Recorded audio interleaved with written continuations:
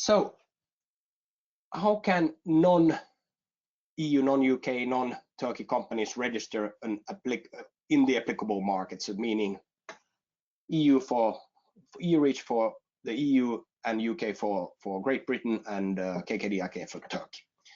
So of course the EU, now again looking at this from the EU REACH perspective, so the EU regulations only have of course jurisdiction on legal entities in this location. So it means that if you're outside the EU, then of course EU REACH does not apply to you.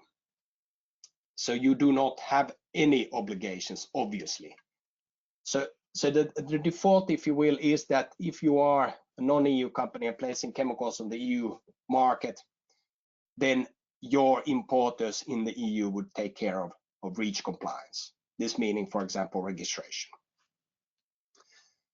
However, there is actually a more efficient way for these non-EU companies to access this EU market for substances subject to registration.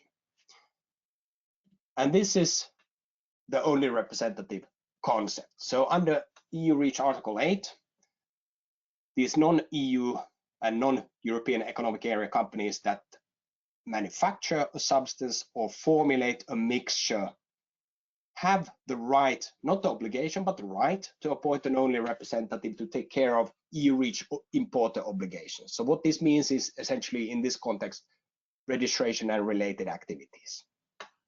An OR can also represent a non-EU entity for authorization purposes, but we'll not look at that actually in this presentation. This will be very much registration focused. So benefit of this appointment of an only representative is that all customers, all importers in the EU who you send your chemicals to as being a non-EU manufacturer or formulator will be construed and considered as downstream users if they are covered by the only representative. So this essentially means that you can get by with just one registration covering all imports into the EU by multiple different companies located anywhere within the EU or the European Economic Area. And that is what makes this efficient, because essentially if you have two or more customers, then you're already saving on the registration costs. Other benefit is, of course, that if you are have appointed an only representative, then of course, and you have clients who are importing those substances from you through the, that are relying on the only representative, then they can of course only import from you these substances, because the only representative is connected to the manufacturer or formulator who has appointed the only representative. They cannot import the same substance from anywhere.